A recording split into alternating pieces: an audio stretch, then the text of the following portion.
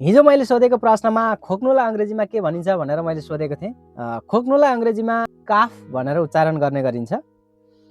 खोक्नुलाई अथवा खकार्नुलाई अथवा खकार जेसुकैलाई पनि यसलाई हामीले काफ भन्ने गरिन्छ।